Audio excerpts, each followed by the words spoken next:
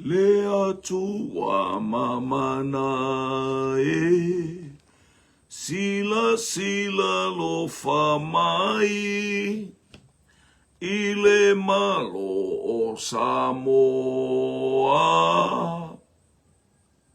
faamamalu mai I ai olo mana e sau ngale muai ile malo o Samoa faamamalu mai ai lau au na le uasili ile malo nei uatu atoa fo'i malo na sui le ua matou feang ai ia tausia ia whaatonu mea e whai ile malo o Samoa whaamamalu mai I ai pe a whai atu la fono ia e awai mai I ai tau o mea e tonu la va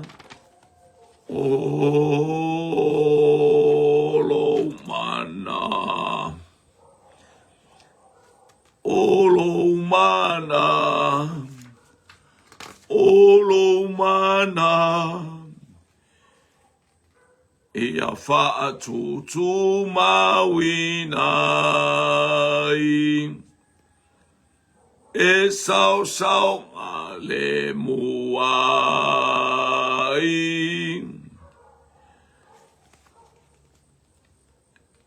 ia whaatu mawinai olo mana ia whaatutu mawinai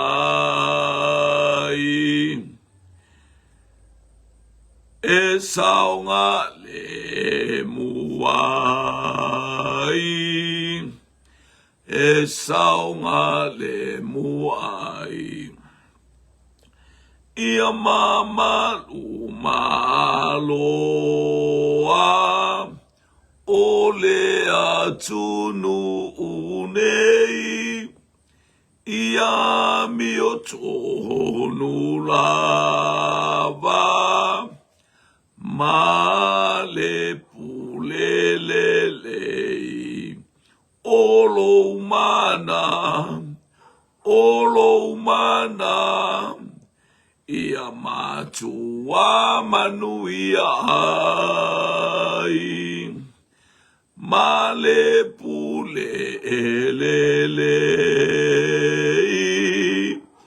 ia matua manuia ai olo mana ia matua manuia ai ma le pulelelei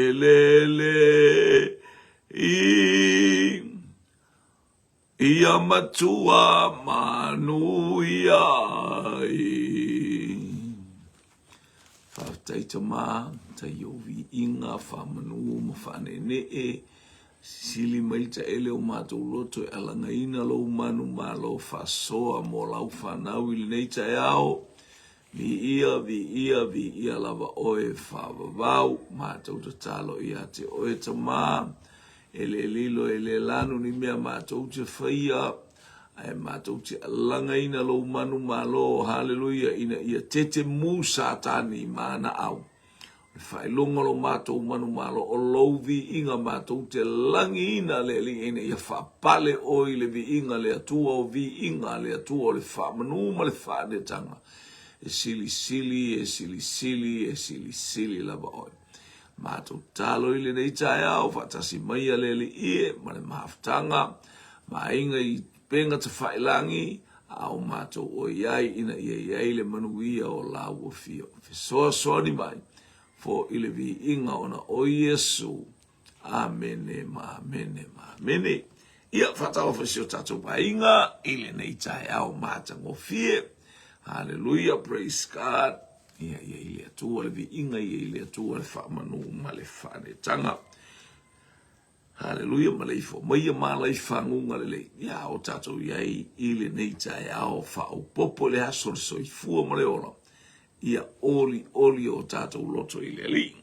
Ia o le tau wina o le tatou polo kalame. Hallelujah. Ia le wanga I atu I le tusi lea. Hallelujah. Fai wi o toa I le tusi. Hallelujah. Praise God.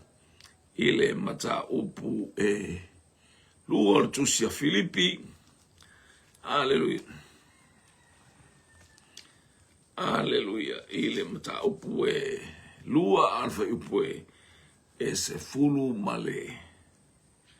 Se fulu male iwa. Ia pivo tato loa le tusi lea Filipi. Ia le failo mai ele ai seisi suafa. Ele ai seisi suafa. Fo mai fe pule iwa o le mea lava lea ua matua whaea inai o ia ele atua mafo ina atu ia te ia le suafa sili suafa umalava. Ina ia to tuli o tuli vai umalava. Hallelujah, ele suafa o Yesu o ile langi ma le lalo langi. Ma o ilalo le lalo langi oka. Ma tau atu le lau feiva umalava. O ke riso Yesu o le alii lava ia. Ia iu ia te ia le vi inga o le atua le tama. Oka.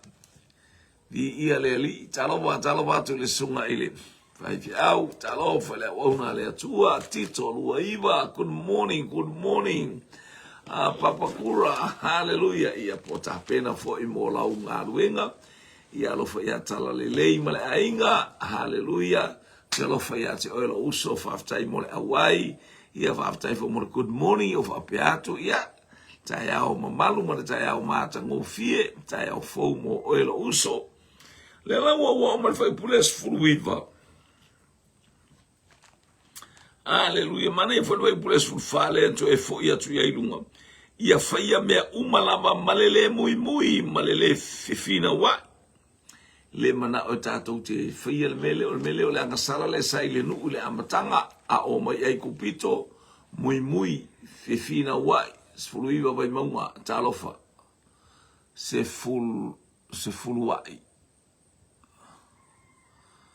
mai maunga praise God hallelujah samoi sifo sami talofa lava ile angai mai o le Ianga le iatu le atua o te le lopolo usan le I New Silas furuai. Ia lango te le ilolo na whai. Praise God. Vi ia le atua.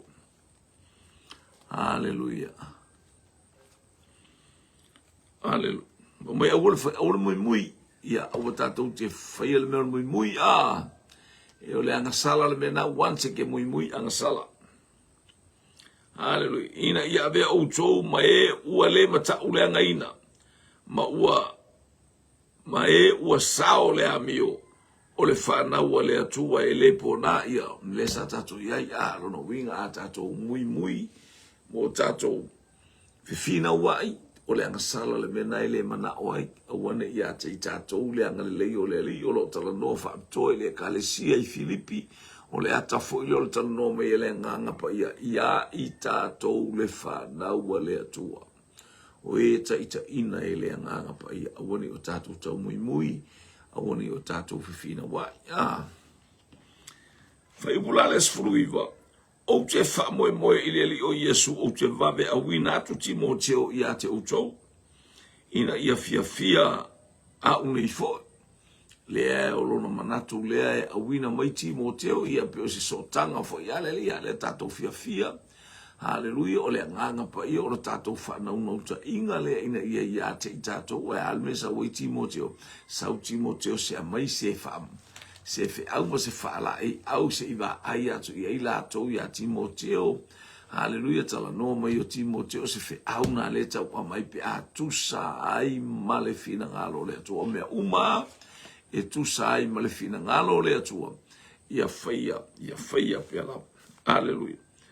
Haleluia, ina ia fia a unei foi, pe a uiloa se tala ia te outou, ia ole nganga le a fia maua tala fia, sau Timoteo, ia mai se tala mai Roma il whalepui, ia maua foi el toi ina il whalepui se tala ia te tātou whapena, e ina i o tātou tai o lo nofo tāpua i maima nofo tatalo, mana ia le maua mai o se tala o lo manuia le ekalesia o lo fia le ekalesia e mai se polo kalame o tatou ia ilunga o penga ta whailangi ia o lo tatou ia ile whaasoa e tasi whaasoa le taitai whaasoa tatou wā haleluia e le anga le whaasoa le taitai e nofo tatou wā na o le whaalongolongo e le mwhain tatou tau tatala e a tatou tau tatala mai mea o le laulangi nei oka e maua sau whaasoa i si tangata o iau tafa ma ai se tangata e te lua mafuta i le nei tae au po e fo i se asi atu e tala noa i le leo le atua.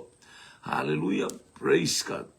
Aua te toi tala noa i ti ngā, aua toi tala noa i ni mai, aua toi tala noa whaftai le whamarolonga le atua. Io e talia ti ngā welo tino mo lo whape ata ma o lo utino le nei.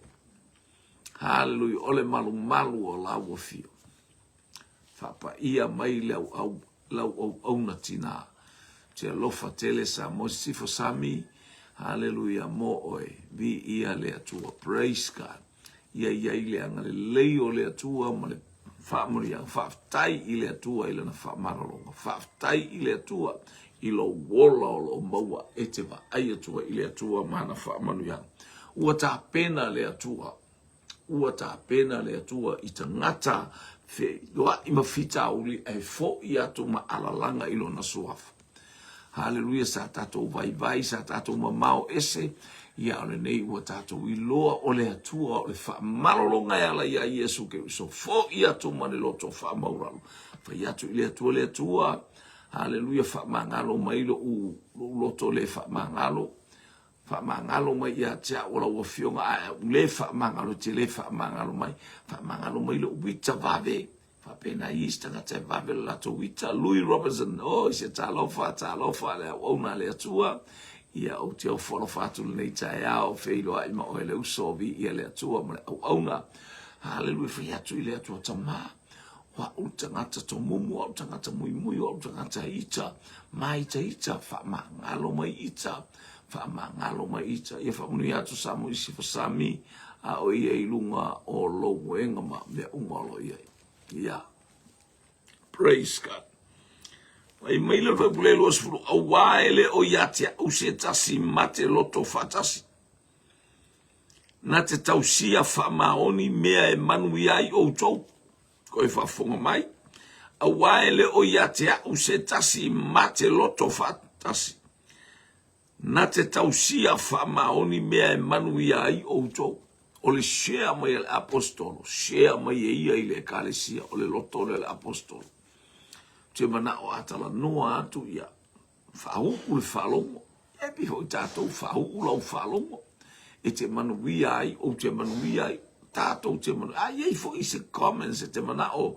E tu ina mai se komeni runga o le.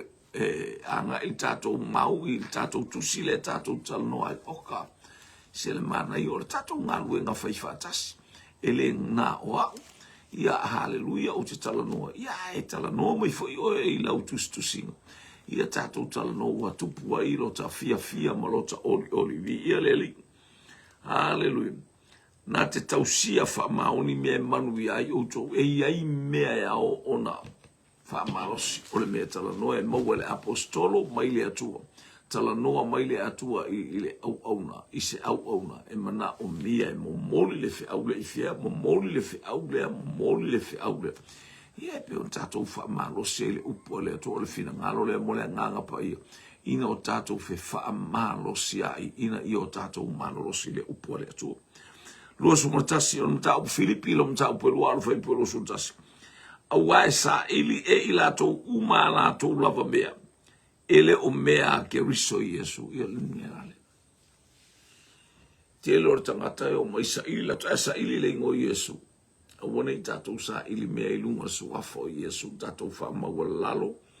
Ai baisi o pe ave ia mātou whai fe au. Awana i sa ili e se sine ana mele su afo Yesu ke riso. Wa umana fatonu ele atua ke ola i lunga ole ngaluenga de atua. Ai awana i whaia lo mafu fau malo loto whapete sa ili mea ni mea ntangata. Hallelujah. Praise God. E te sa ili atu i tangata. Ai te le sa ili atua. Ni ia leli. Praise God. E me fia whalei o mato ngaluenga. Ia. O leo se au whanau, o lau whanau e ngā lulu e le malo. Praise God. Hallelujah. Ia o lea whai latou, ia whai latou, ngā whaila manga i o ngā luenga. O loa, au o te ele longo mai le vai aso lea. Tā pena e latu lea sia singa, tai aola. Io mai lea sia singa a le UNDP. Ia ke le loko ai a mai tama, le latu lea sia singa ina il tatou falsafa mole mole.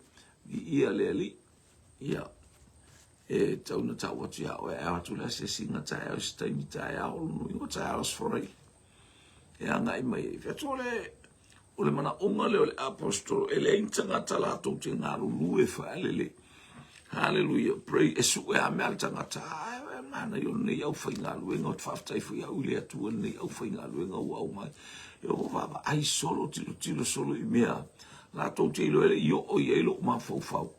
Ele o io nga tata ita ia o mea la uo i la tu uo i kenkalosi ese a. Ia le nae. E o mei la tau wapelea se asi mai le ma tau whafsota ia tua. Ia pe eise la tau fiso soani i oi. Ke whako soale. Ia fia le tua. Ia atu sa pe awe ole me. O mai le tala. Awae sa ili e ilato uma lato lava mea. Ele o mea ke riso Yesu. E te vai se mea te manu ia i tau tua. Ni ngā lue ngā lea tua. E te vai ia o mea ala mama. Awani awa i se ala palapala. Ala mama e vi ia ilea tua. Anthony tanua sa tala whala uso. Ni ia le li o a mai ia. Ia tasi matamaiti ia alo fatele. Ta pena fia ngā lue ngā nei tai au. Ia ile angalele o le atua, whamunu i atu le atua mo oi brada, ni ia leli, ni sile mana ia e tātou whaia mea, wana i tātou sauli a tātou mea, e sa ili mea le atua a.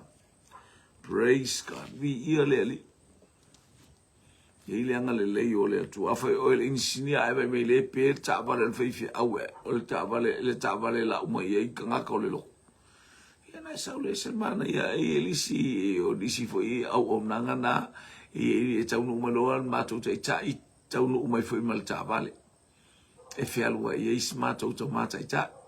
Ia se o mātou tau mā hallelujah mai Amerika Samoa tai ta. Ia Bishop Elia tawai. Ia ua whai a ma au nanga ale ainga. E se mo ile mare o ia lato mea aia. O la fo o mea lato ia o mea nasa ilia mole la ainga. Ia leo vai mai wasa o le tasi fo ilia manuia ia tawhia tono la ainga. E taunu umai loa tama Elia, ia taunu umai fo imale ta avale. Hallelujah. Ia awa fe malanga ina awa ia me malanga el fi au ia ma o matele fi au i tu a fa manu ia na le winga le tala. Sa ilia me tangata le tasi le manuia ia leli. Tasi le manuia sa o isa ilia le tangata na me. Aisa ili mole manuia vi ia leli fa lono fo ia na nafi ana po taunu mai tangata ana po mai so le lai lunga lai wa o pasi mar kes power i tono io ke o kes power mai ia la wa pasi mar kes power i la u i me la wa le ngalo na mai ya chaule ko isa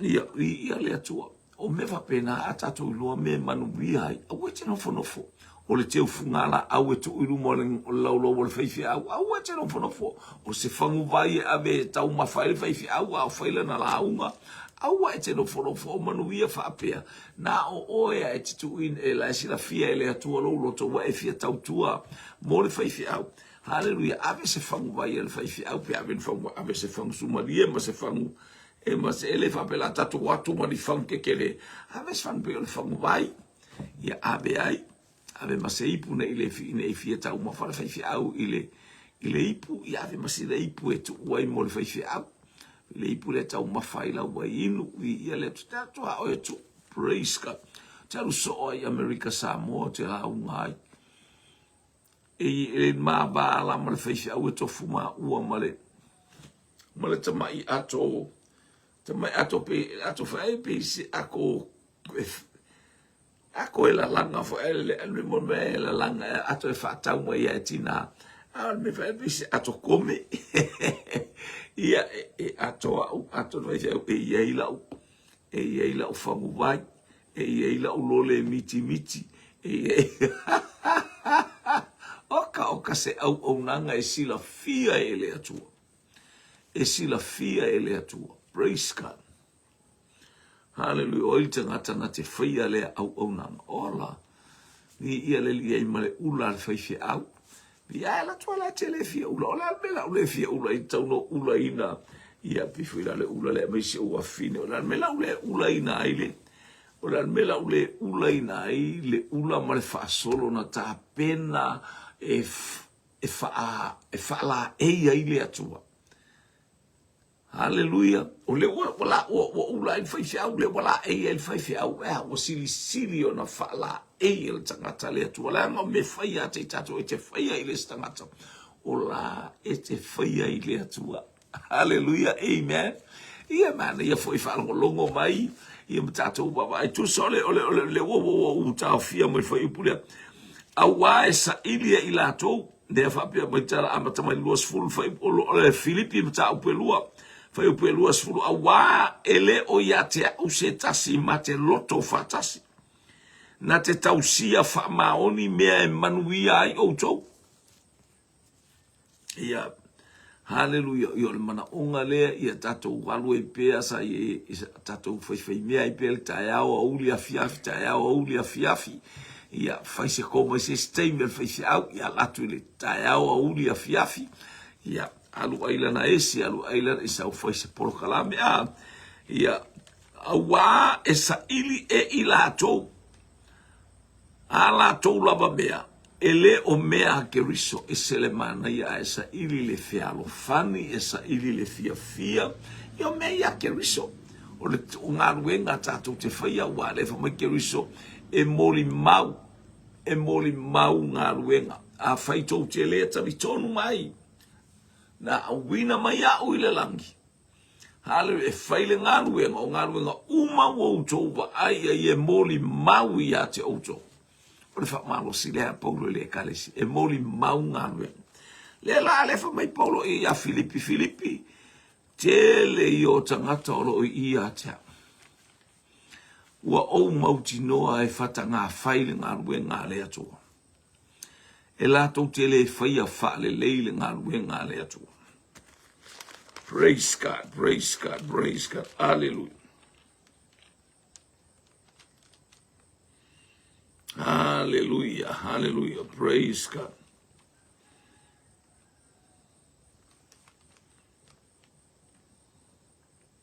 Le fa pe mai mata mo fa pa sulima. O isi foi ua tala i ke riso ma le mataua ma le fina o vale. A o isi ua tala i le loto le leiva au mai ia le lo e Paulo ai e lua tangata i tono Filipi. E fa pe na fo so i fuanga le langa e lua o le nganga fasa la bei.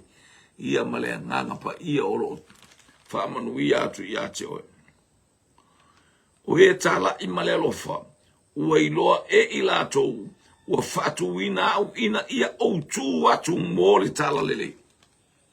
Wanga lele mai le atua ia te au, fatu au, o lona winga ua faola au, ua famanuia mai ia te au, malana tala lele inu uese. O le tala lele inu uese, o le fe au le na ave ia Paulo. Praise God. Hallelujah.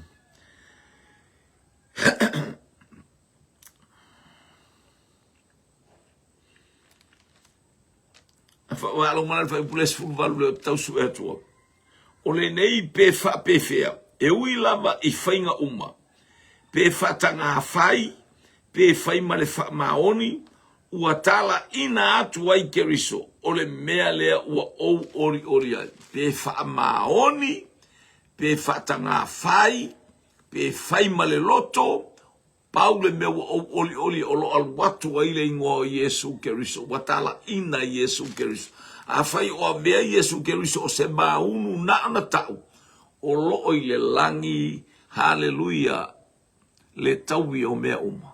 O lo sisila le nganga pa ia i le tauwi o mea uma matangata whape. Ia le o tato ia i le fai upulea e luas fumaretasi. Au wā e sa ilia I la tou uma la tou lava mea. Ele o mea Keriso, Yesu. Ni ia le atua. Sa ili se mete manu ia ile malo le atua, ma lau ngā luenga, ma ngā luenga. O lo e fai ngā luenga. Ngā luenga fo ina ana e te fai. O na fo e Keriso ili ngā luenga na e te fai. A e fai tala pelo, a e fai au ngata, a e fai sola sola. A e fai le au fai ngā luenga leo, a fai e te fai ma sola sola, ese malo ngofoa. Sola ese alu e ai ele yo o le teime o le simoko pe o le teime o le lunch. Ia nai mea wha pe ai fautu ai.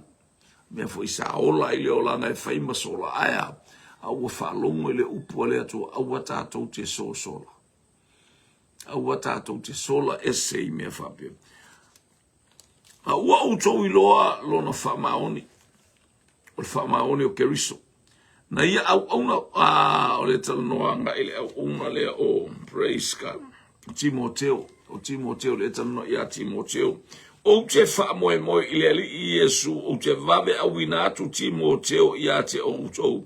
Ina ia fia unei. O ia le na te pasia se tala awa o tangata whaitala lelei. O le tangata e whaitala whaola.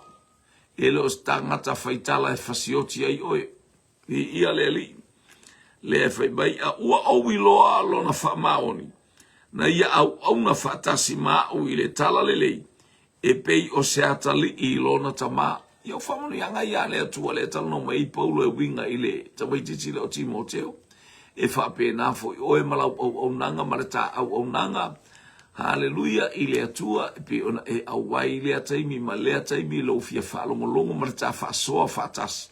Hallelujah, praise God. I le afionga le tu e whamanu ia le atua ia te oelo wala milita e ao.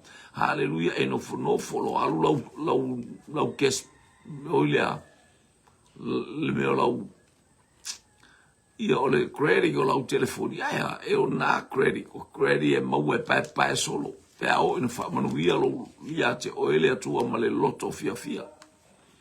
Hallelujah, praise God. Ia vai ia tito o ta vale le alu ta vale tu tito fa mole awane e abel ta vale o e tobitia onga. Hallelujah, ele ngata fo ile o lo fe alua ia I ma e mata tato polo kalame. Hallelujah, ia tautuana ma o ene yese me ke halu ia lo fia ma lo ori le upole atua te ua e tangi le upole atua. Ia le abel ta vale ia ye lo te mi avanoa ia fa manuia tu le atua Anthony. Ia le lia sila fia le atua loto uma o lana whanau I lea tai au ma lea tai au. Hallelujah, ia whamanuia tu le atua au. A ua au tau I loa lo na whamaoni o Timoteo na ia au na whatasi mau I le tala lelei. E pei o se atali I lona tama. E se le manga ia tu so le whaina ia talia mai Timoteo le la aluatu. Talia mai Timoteo pe ao o atu I se taimi. Ia te ila tau, vi ia leli. Praise God. O ia foi o te wha moe, o te awina atu loa, pe a owi loa pe wha pe whea. O le ale mea lea o mai ia te o ia e ta uatua ia te utu. A whai o le atipilo uru, a whai foi o le ato e si iso utu langa ma ave ese au itua. Hallelujah, mai le fale o le au tau, ma le fale o le fale pui. E ta watu ia te utou. Mo whaamanuia. a uoti wa whamanuia siri mai le atu. A whai e to e mau se awa no te tala i wa whamanuia o to. Awa e momoli atu ai tala lelei ma se isi whaabuponga o whamanuianga le atu. E whape nā fo ia vi ia leli. Praise God ia te i tātou. Hallelujah. Vi ia leli. O ia foi o te whamoe o te awina atu loa pe a owi loa se pe whape whea. Ai pe tai o te whatua tuala vai leli. O te vawe alu atu fo ia. Ia nei te iwa ufai tau whape mo se loto se whape kalo faile apostolo po lea. Ale foi mai. Ai o te whatua tua i lea tua. Hallelujah i lea li ilo wa tua. O te vawe alu atu ia te auto waka. O te vawe alu atu fo ia vi ia leli ele ngata ina nai loa lelei o lo na oti lea. Wai loa lelei ele apostolo o na to e taimia. De tusi e ila na tusi. Aena ia fai mai ale atala e fa malosi le e kalesia. Hallelujah. Hallelujah. O te fatua tua i lea li. O te vawe alu atu ia te auto. Hallelujah, se whapele lau whape o i whaftai lea tua. Mātou te toe wheiloa ia ma le apostolo. Ma mau.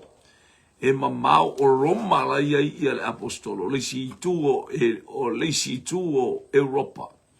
Ia o lea o le tua oi lea ma Asia le tusia lea e ia ile. Le ia ile e kalesia lea Filipi. Vi ia lea tua. A wau manatu e te tau ina au inatu ia te utou Epafaroti. O lo uso lea malena ngalu lue fatasi. Malena ma ngalu lue fatasi. Malena ma matatau fatasi.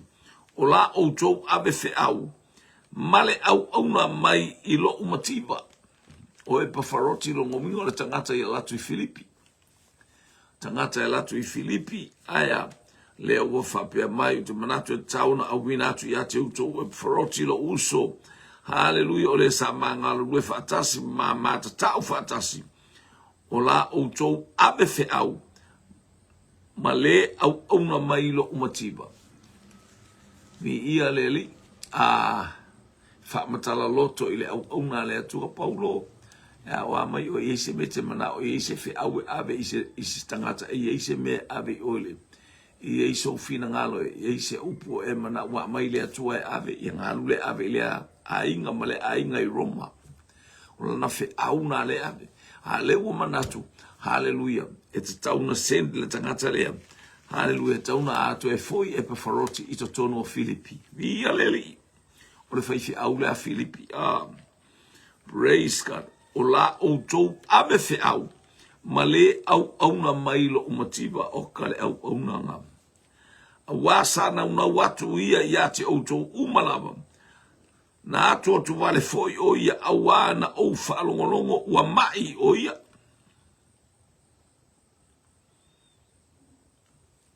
Ia sa iele pole ngai loto Epafaroti ua mai.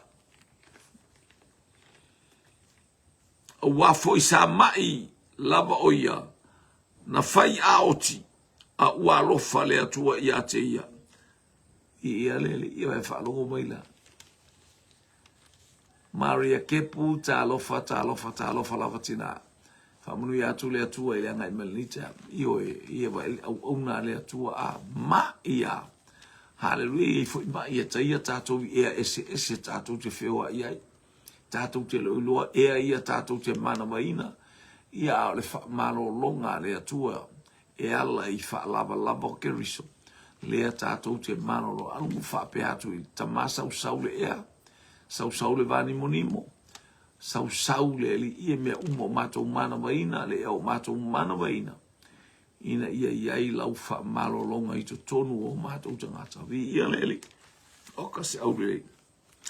A wafo i sa mai lava o ia. Na fai a oti a ua lofa le atua ia te ia. Aile ngata ia te a oa ufoi. Ina ne i wha au popo ina mai ia te au o lea whaanonoa ma lea whaanonoa. Sila fia e lea tua o lea ute to o manga le tangata lea. Sele mana i o tangata ta umai sa whapela oti a, pe o sa mo Sami a. Sami, o le whiau tonu a lea, mi o re panu mera talofa, whaaftai mo le whatalofa le tai au, manu ia fo ilo tai au. Sami, o le sa whai a oti, koe ki e hoki o mai aia, lai ei le whiau le atua mo oe, lai ei le whiau le atua e tauna e whai e ilo wainga.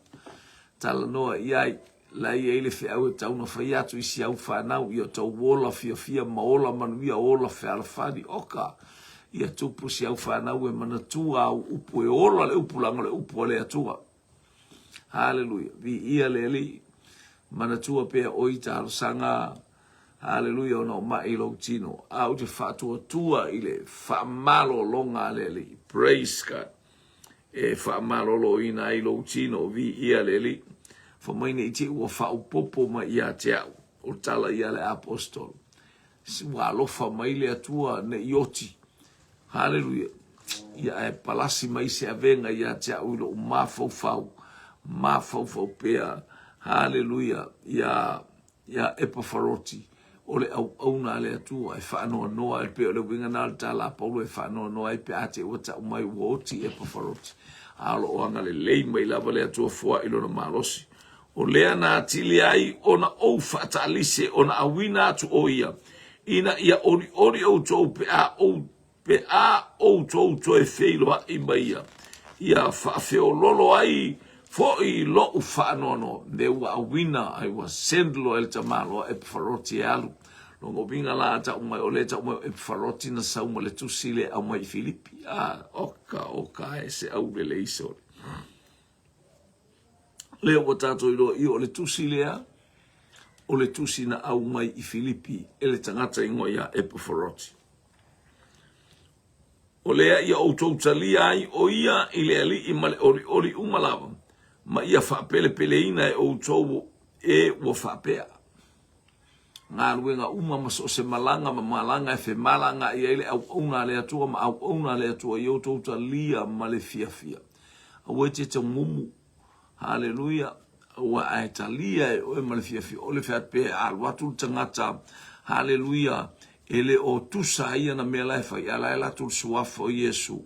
Olo o ile atua le taui o le tangata. A o oe ma le taui o launga luenga fai ma lo utalia ma le fia. Wow. Hallelujah. There are so many blessings about you. Ia le atua. E ano anoa e sautua fa manu yanga le atua i lunga i ate oi. Hallelujah. O lea ia o tautalia ai, o ia i lea li i male oli umalava. Ma ia whaapele ina e o tau we ua whaapea. I o tau wa, o le whaapele ina, o le anga le lei ma le anga lofa. I o tau share inga, i o tau tufa ina i tangata whaapene. Ia le li. Ina ia le manuia o le atua, ia le pa, ia le atua, ia i wha manuianga le atua. E i umea umai le vi inga o le atua. Ia le li.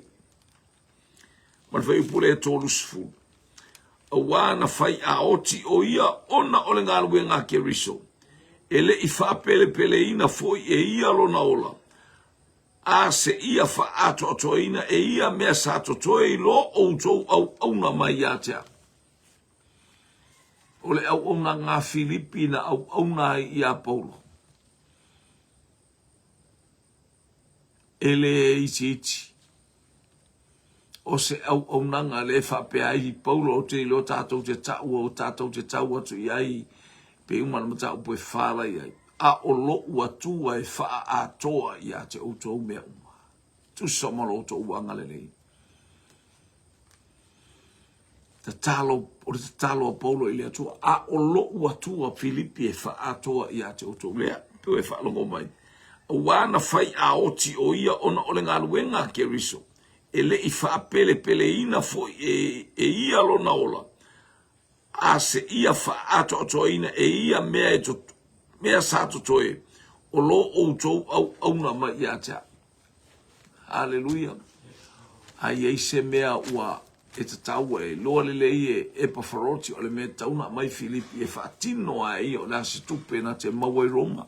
na te whaatinoa lea au nanga e whaataunu uai whai e se polo kalame o mana o i eile apo na te ilo mea ala ngona e Filipi e tau mawhai mai Filipi a lena te mawhai na whaatino i ila na au nanga au i ma Paulo i Roma whaatino loa ala i loa le leia le apostolo o lona loto le au nanga lona nuu male e ka le sia pele i Filipi mi ia le tua o langona ia tau tātou langona le ase me te whaia ia e whaia e tau waile i ngoa le ka le sia o whaia atu i le mātou o whaia atu i le mātou e ka le sia i tina sau tina e teu le whalesa pe to atasi tina ua teu a toa e tina uma le whalesa e mo mia o tō loto e au mai o tō loto ta talo mai e wha manuia i o tō o mai whai tō tiro tiro e mana ia te unga le whalesa a tō tiro ai a wane e sau e wha pia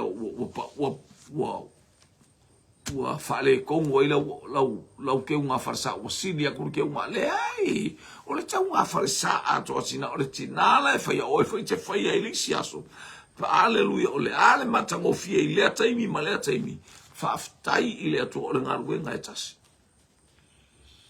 O le ngaruenga e tasi lea tō te whai. Au tala vau e lole, au tala vau le leiva e kai lea koka, kai le la pisi, keu kongo le hall, salu ma mop e lea tau whaatonua, hape o le ainga le lea tau mai loa aisea, ia i loa aise au o nanga matango fie. Hallelujah.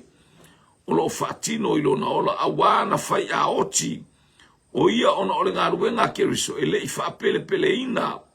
Hallelujah. Foi e ia lona ola se ia whaato atoa ina e ia mea sato toe i lo outo au nga mai ia tea. O le au nanga whaatasia le ekaresia peto tasi tangata lai whai. O le au nanga na le ekaresia. Ia i lolo e tau a veina hallelujah i le loto i le ekaresia. A o ina le ai o e sau for tangata la fatino. A o ina whai atu mana ia te unga oi whaftai le atua i stina au whaatino ale.